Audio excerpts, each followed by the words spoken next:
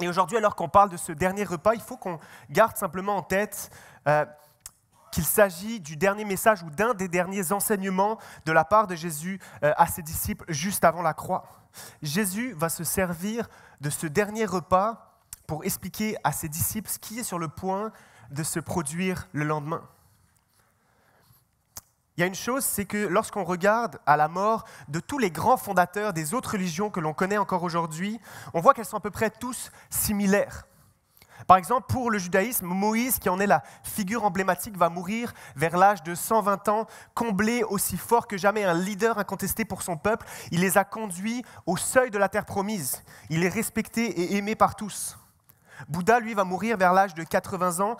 Selon les textes sacrés, il va mourir dans une sérénité, de manière très paisible, entouré d'une multitude de disciples.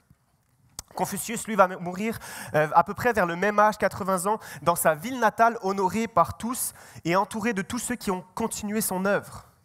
Mahomet, pour l'islam, lui, va mourir dans la soixantaine, après avoir été le premier dirigeant de toute l'Arabie unifiée. Il meurt dans les bras de sa femme et entouré par une multitude de gens.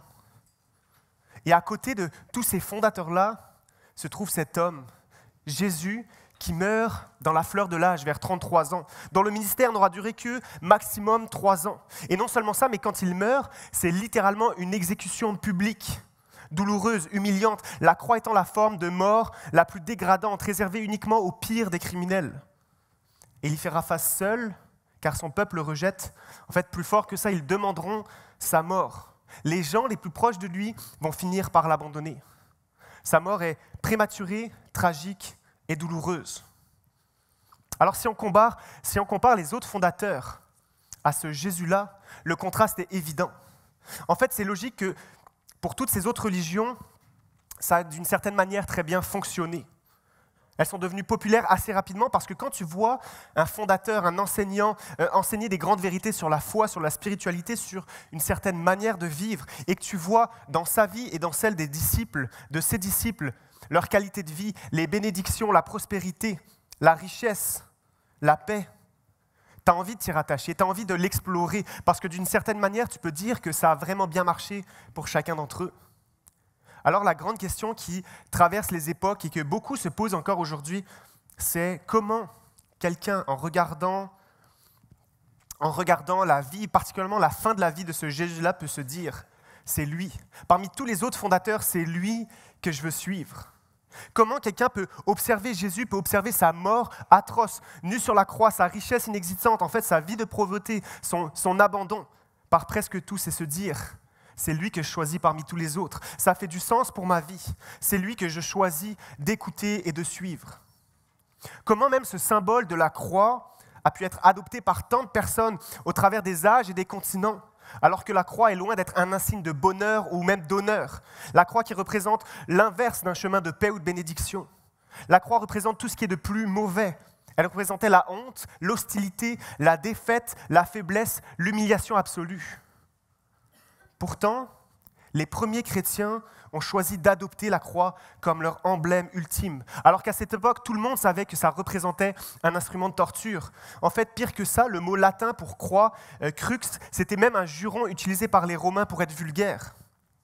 Alors pourquoi les disciples de Jésus-Christ ont-ils dit « Je veux faire de ce symbole, de la croix, un symbole ultime pour ma vie. Je veux faire de Jésus mon maître. Je veux le suivre coûte que coûte, jusqu'au bout. » Et la seule réponse à cette question historique, c'est l'explication que Jésus lui-même va donner à sa crucifixion, qui, après coup et surtout après sa résurrection, a amené ses disciples à comprendre et à s'attacher à la croix comme un symbole pour leur vie, comme une ancre pour leur âme.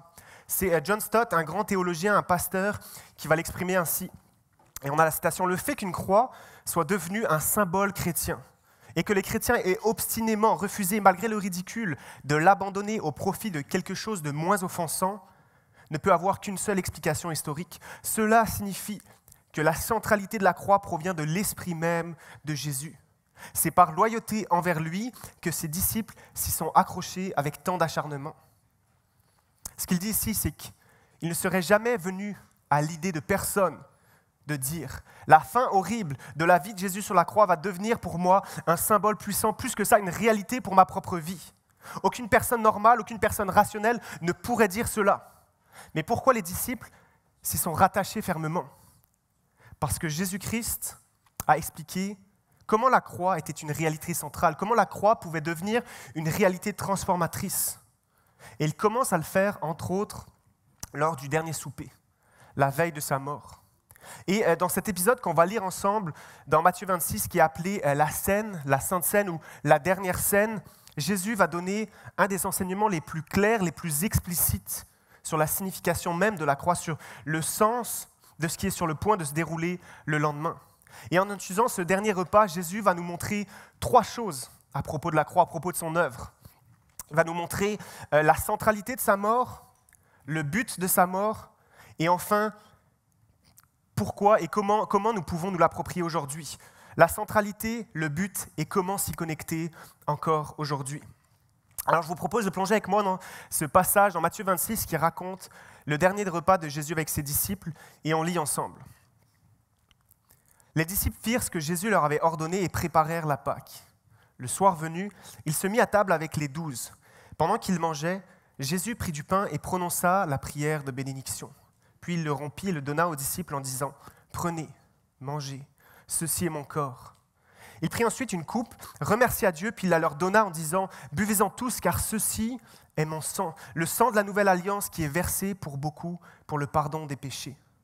Je vous le dis, je ne boirai plus désormais de ce fruit de la vigne, jusqu'au jour où je le boirai nouveau avec vous dans le royaume de mon Père. » Voici le contexte de ce qu'on vient de lire. Jésus est à Jérusalem depuis quelques jours pour célébrer la fête de la Pâque, la fête juive la plus importante à l'époque.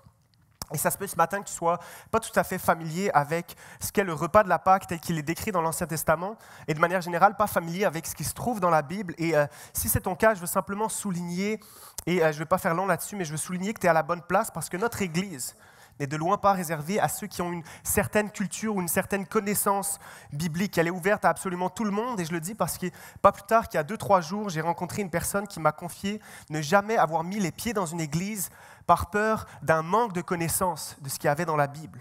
Alors je veux simplement nous rappeler que ce lieu n'est pas réservé aux fins connaisseurs de la Bible, mais qu'on veut s'accueillir les uns les autres, on veut t'accueillir quel que soit ton cheminement spirituel.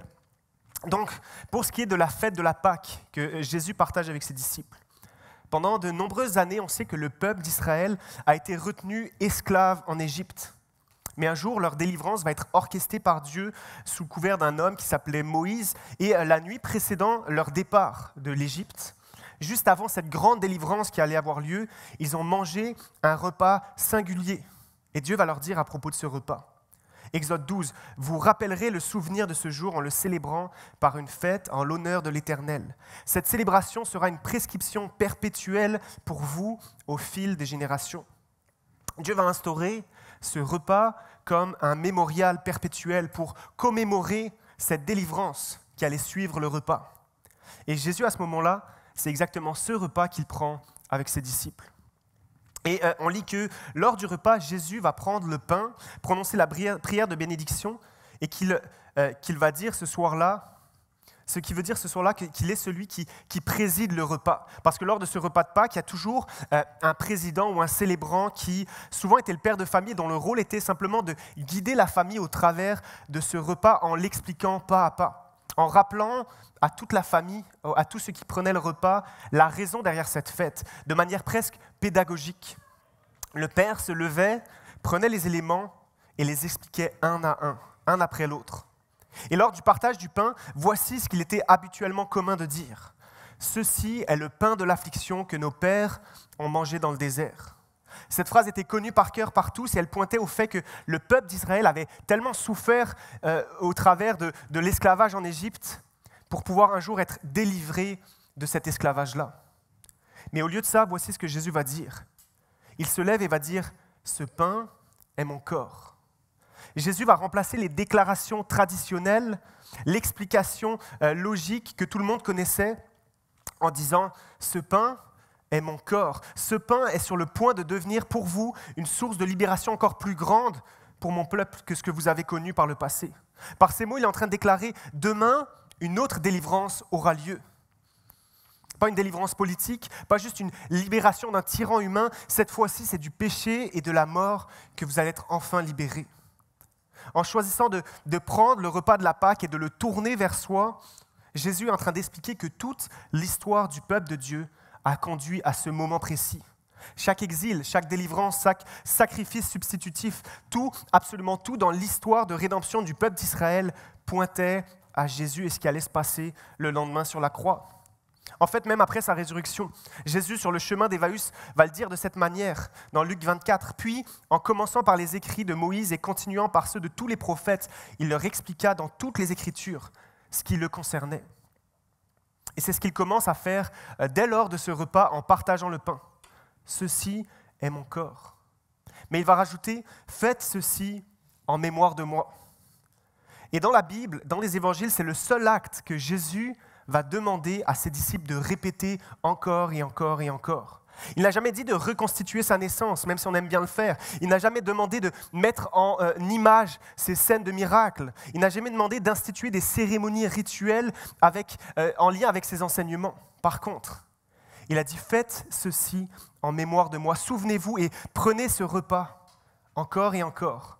Ce repas qui annonce ma mort. » Jésus affirme lui-même que l'élément central de tout ce qu'il est venu accomplir, ce n'est pas ses enseignements, ce n'est pas son engagement pour la justice sociale, ce n'est pas ses œuvres surnaturelles. L'élément central, et il est en train de le dire, l'élément central n'est autre que sa mort à la croix. Jésus est en train de dire qu'il n'a rien à offrir si on ne saisit pas d'abord la centralité, la nécessité de la croix, de sa mort pour nous. Alors c'est une chose d'accepter le personnage historique de Jésus. En fait, peu de personnes, même parmi tous les sceptiques de ce monde, contestent qu'il ait réellement vécu sur cette terre. Parce que c'est historiquement plus facile de prouver son existence que celle de Jules César l'empereur.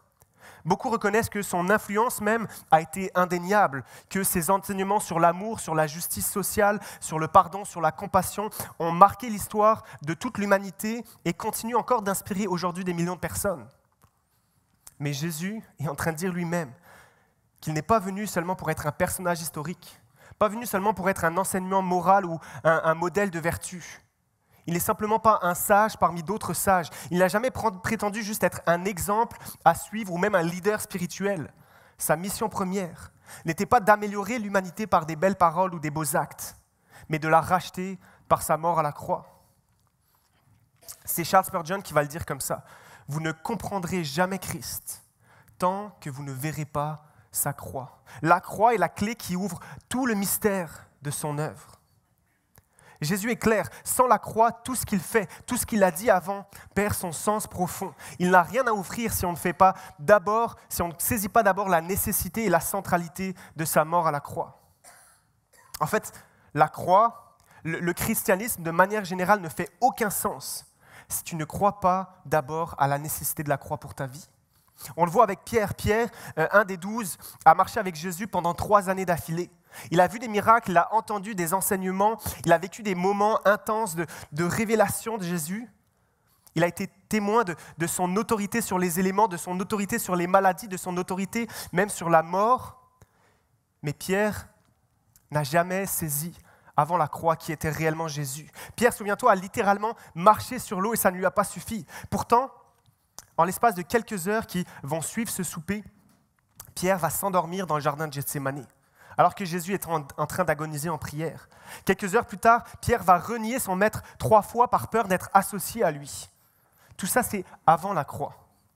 Et ce même Pierre, juste après l'épisode de la croix, va devenir un homme rempli d'assurance, un homme qui proclame l'évangile devant des milliers de personnes, qui affrontent les autorités religieuses.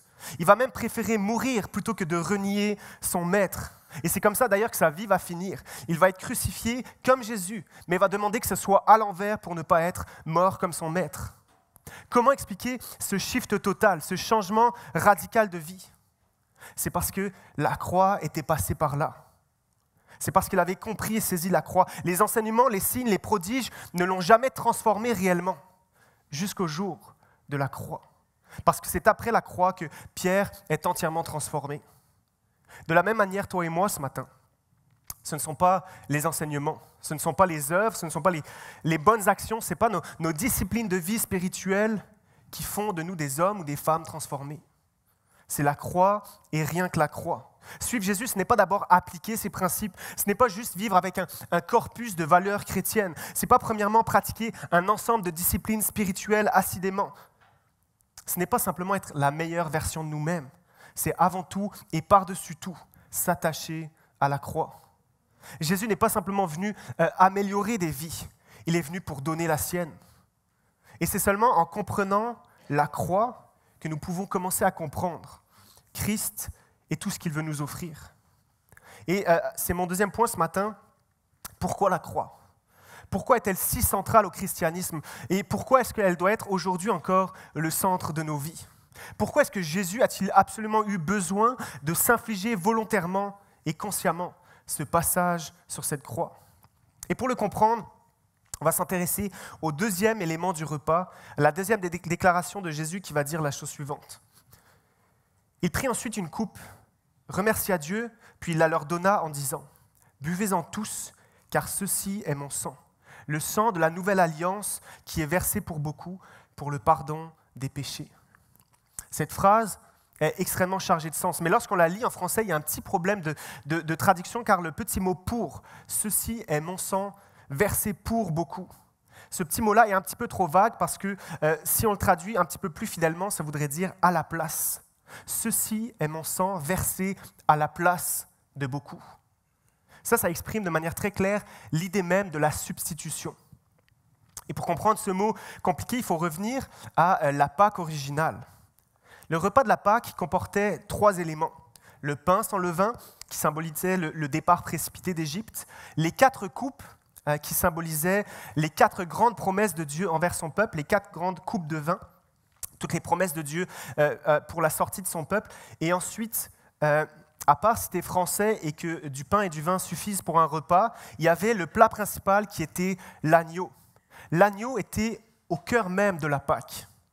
Peut-être que tu connais cette histoire dans laquelle Dieu avait dit au Pharaon « Laisse partir mon peuple ». Et le Pharaon avait un cœur endurci, avait refusé encore et encore, malgré les différentes catastrophes qu'on appelle aussi les plaies d'Égypte, il avait refusé de laisser partir le peuple, jusqu'à ce que Dieu annonce un ultime jugement, une ultime conséquence de son refus, un ange du jugement qui allait traverser tout le pays pour frapper chaque premier-né de chaque maison. Dieu va dire à Moïse à ce moment-là, après ça, le Pharaon vous laissera enfin sortir. Mais ce qui est étonnant, et si on retourne à ce texte-là dans Exode, ce qui est étonnant, c'est que Dieu ne fait aucune discrimination. Il ne dit pas « je vais juger uniquement les mauvais, je vais juger uniquement les Égyptiens, les gens de mauvaise vie, ceux qui ont le cœur dur ». Non, il va dire « quand mon jugement passera dans toute la région, chaque foyer, chaque famille sera soumis à mon jugement de la mort ». Et dès l'Ancien Testament, on retrouve cette réalité spirituelle que tous, Égyptiens comme Israélites, sont passibles du jugement de Dieu. Dieu envoie son jugement sur absolument tout le monde en Égypte, car ce ne sont pas uniquement les Égyptiens qui ont cette tendance à s'opposer à Dieu, qui ont ce cœur dur à l'intérieur d'eux-mêmes.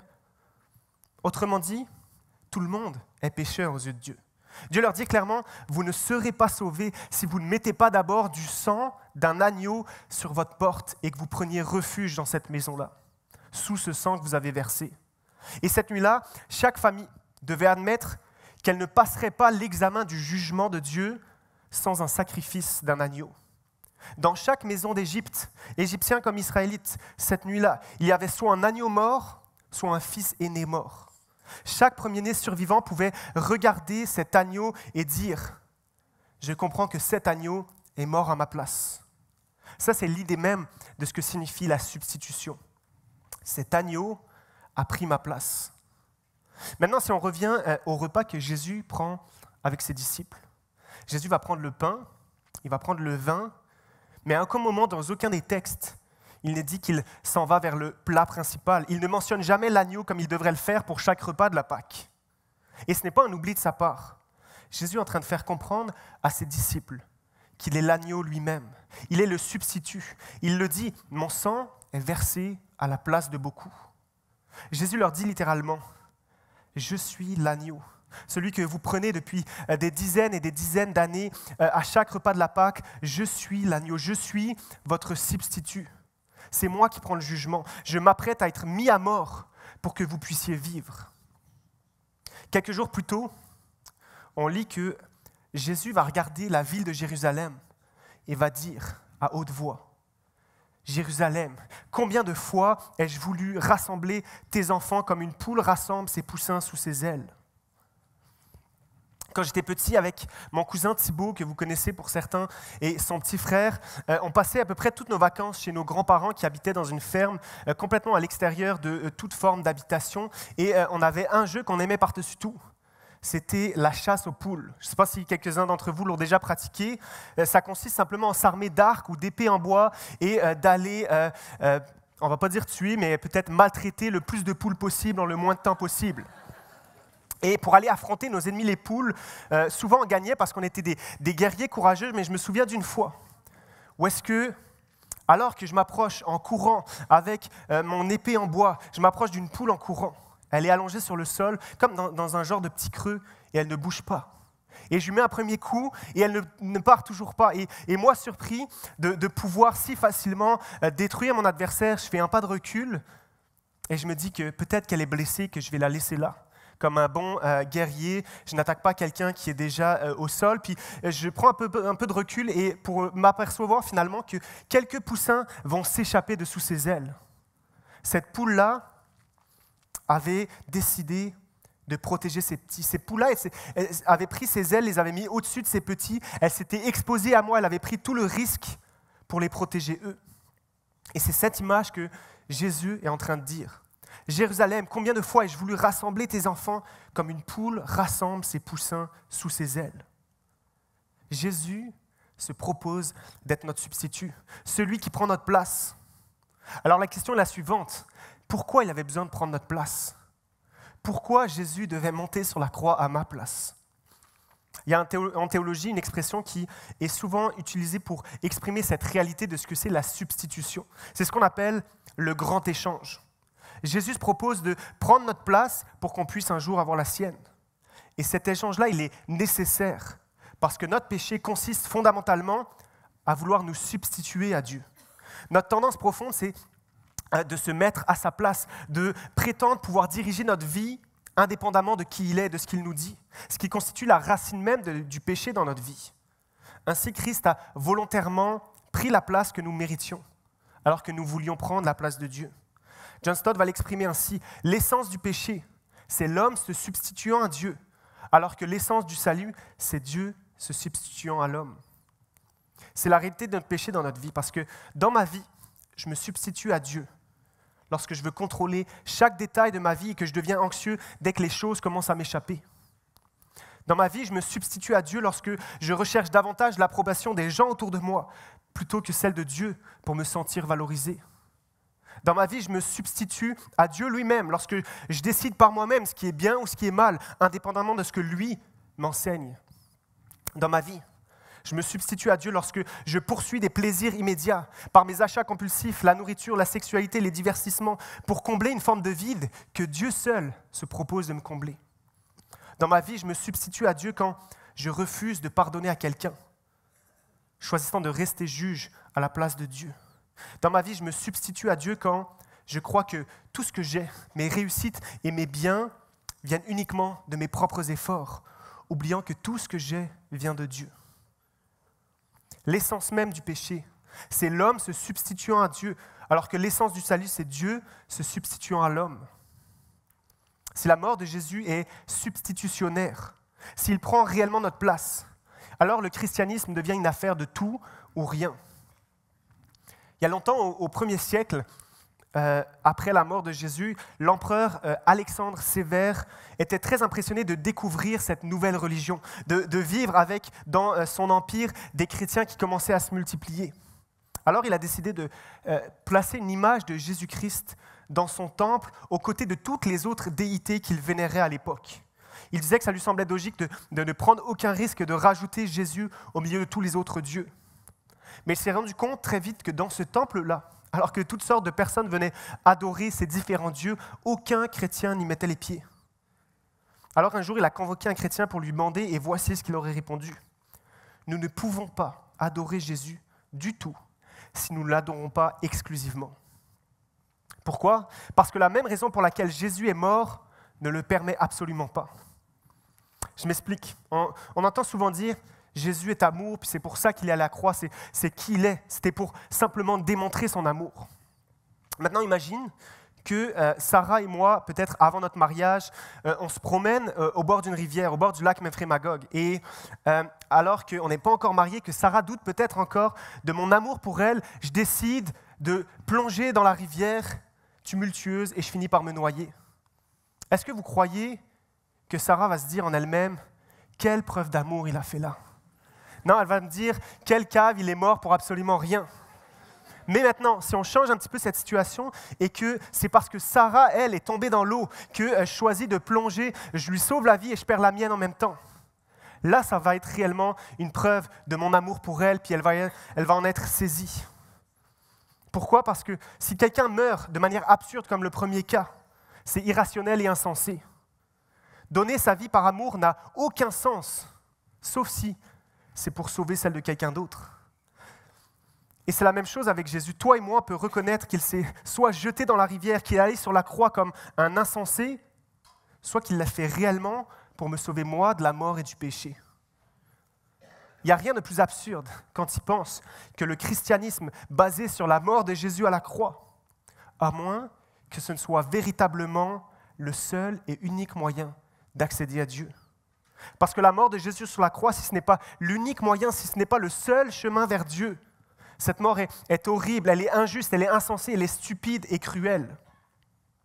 Alors que je vais inviter Don à me rejoindre, la Bible nous dit que la seule manière de se saisir de Jésus, de se saisir de la croix, de la foi chrétienne, c'est premièrement de reconnaître notre état de pécheur, de reconnaître qu'on a en nous cette volonté de prendre sans cesse la place de Dieu dans nos vies, ou du moins dans certains aspects de nos vies. Le seul chemin possible vers Dieu, c'est d'abord de reconnaître le besoin et la centralité de la croix, notre besoin d'un substitut et d'un sauveur venu pour nous. Là où toutes les autres religions vont nous dire que l'alliance divine repose sur mon engagement envers Dieu. Autrement dit, toutes les autres religions vont me dire, si tu es suffisamment engagé, si tu fais suffisamment d'efforts, alors un jour tu seras sauvé. Jésus-Christ vient et affirme le contraire. Il va dire, car ceci est mon sang, le sang que j'ai versé pour cette nouvelle alliance, versé pour beaucoup pour le pardon de vos péchés. Autrement dit, par mon sang versé, je t'offre une solution parfaite au problème du péché dans ta vie. Et c'est contre-intuitif de se dire que la solution pour nous, ce n'est pas d'essayer plus fort. La solution pour nous, ce n'est pas de faire mieux, de se flageller pour se punir, pour devenir meilleur. C'est simplement d'accepter cette main tendue par Jésus. Car il le dit lui-même, c'est lui qui fournit la base de cette nouvelle alliance, son propre sang. Jésus est en train de dire à ses disciples, « Voici jusqu'où je suis prêt à aller pour m'engager avec toi. J'irai jusqu'à faire couler mon sang sur ce bois. » Et c'est ça qui rend le christianisme absolument unique parmi toutes les autres religions, mais aussi très difficile à accepter dans notre société aujourd'hui, d'entendre de la part de Jésus, il n'y a rien que tu peux faire, encore aujourd'hui, par tes propres moyens, si ce n'est que de me laisser prendre ta place, comme un substitut. Jésus ne veut pas être simplement un bon enseignant, quelqu'un qui veut nous encourager à faire de bonnes et belles choses. Il ne veut pas simplement être un guide pour nos vies, s'il n'est pas premièrement un substitut. Si on ne reconnaît pas d'abord qu'il a pris la place qu'on méritait, qu'il a porté sur lui nos péchés passés, présents et futurs, et qu'ils sont cloués à la croix une fois pour toutes. Ce que Jésus dit ici à ses disciples, c'est que ce sang a été versé pour toi. Je suis mort pour toi et ma mort est vaine et injuste, à moins que tu reconnaisses que c'est la seule manière pour toi d'être sauvé et d'être en relation à nouveau avec ton Père. Jésus utilise ce dernier repas pour montrer la centralité de la croix, qui est le seul moyen par lequel il a pu être notre ultime substitut. Mais ça ne suffit pas juste de le saisir intellectuellement, parce que bien des gens peuvent le comprendre avec leur tête. Mais il faut aussi et surtout se l'approprier personnellement. Et c'est mon troisième et dernier point ce matin. Et je vais finir par ça parce que la mort de Jésus ne fais pas de manière automatique ou nécessaire quelque chose pour ta vie. Je ne sais pas si tu le sais, mais tu pourrais mourir de faim devant un repas, devant une table, devant un buffet à volonté, si tu ne choisis pas d'abord de tendre ta main et de manger. Pour ressentir les bénéfices de la nourriture dans ton corps, tu n'as pas le choix de saisir la nourriture et de te l'approprier. Et je crois pour ça que Jésus ne va pas simplement dire « ceci est mon corps ». Il va rajouter « mangez-le ». C'est pour ça que Jésus ne va pas simplement dire « ceci est mon sang », il va dire « buvez-le ». Ce qu'il dit ici, c'est que tu dois apprendre à t'approprier les bénéfices de la croix pour toi-même, à les prendre pour toi, tu dois les saisir. Et je ne veux pas rentrer ce matin dans trop de détails théologiques. Tu sais peut-être qu'il existe comme un débat entre la signification de la communion qui est très débattu. Il existe deux grands courants de pensée presque opposés. Les premiers, ce sont les catholiques qui ont une perspective que lorsque Jésus dit « ceci est mon corps », il voulait dire que Jésus devenait l'aliment physique lui-même. Alors si tu veux t'approprier les bénéfices de la croix, tu prends simplement le pain et le vin et tu les manges. Si tu as les éléments physiques, tu as Jésus entre tes doigts. Recevoir l'hostie et le vin consacré signifie recevoir réellement, physiquement, mystiquement Jésus pour toi. C'est la présence authentique et réelle de Jésus parmi nous, ces éléments. Et à l'autre extrémité du spectre, tu as la vision typiquement protestante qui affirme ce n'est qu'une représentation. Les éléments ne font que juste représenter qui il est. Ce n'est rien de plus qu'un symbole. Ce n'est simplement qu'une cérémonie qu'on fait ensemble, mais cela ne produit rien de spécial en toi. Maintenant, et sans entrer dans trop de détails, personnellement, je crois à un compromis absolu, comme une voie intermédiaire. Je suis convaincu que Jésus voulait signifier quelque chose de très profond pour nous lorsqu'il a instauré la scène, sans nécessairement aller jusqu'à une transformation littérale du vin et de sa chair en sang réel. Voici ce que Jean 6 nous décrit. Jésus leur dit, « En vérité, je vous le dis, si vous ne mangez pas le corps du Fils de l'homme et si vous ne buvez pas son sang, vous n'avez pas la vie en vous-même. Mais celui qui mange mon corps et qui boit mon sang a la vie éternelle, et moi, je le ressusciterai le dernier jour. Celui qui mange mon corps et qui boit mon sang demeure en moi, et moi je demeure en lui. Cela vous scandalise? Les paroles que je vous dis sont esprit et vie. » Et quand Jésus parle de ça, c'est un peu mystérieux. Mes paroles sont esprit et vie. Voici ce que je crois que ça signifie. Quand tu prends la Sainte Seine, quand je choisis de manger le pain et de boire le vin, en me concentrant sur la croix, en me rappelant et en réfléchissant à ce que signifie sa mort, alors l'Esprit de Dieu, d'une manière bien plus puissante, bien plus profonde qu'à l'habitude, d'une manière presque inexplicable, l'Esprit prend la croix et la façonne réellement dans mon cœur. Il amène mon cœur à se modeler autour de la croix. En fait, c'est Jean Calvin qui va le dire de cette manière. La communion, c'est bien plus qu'un souvenir. C'est un moment où Christ, par son Esprit, se rend présent d'une manière réelle et dynamique à son Église, renforçant la foi des croyants et nourrissant leurs âmes en leur rappelant la croix. Et ça, c'est pourquoi on pratique la Sainte Seine. C'est pourquoi on pratique le repas du Seigneur ici à Actes 21. De venir faire comprendre, pas juste dans nos têtes, pas juste avec des mots que je vous parle ce matin, mais dans notre cœur, de s'approprier la puissance de la croix pour nos vies. Et les paroles de Jésus par ce repas peuvent, par la communion, prendre esprit et vie en nous pour accomplir une œuvre qui nous dépasse complètement. La communion, c'est ce moment où est-ce que elle nous amène au pied de la croix.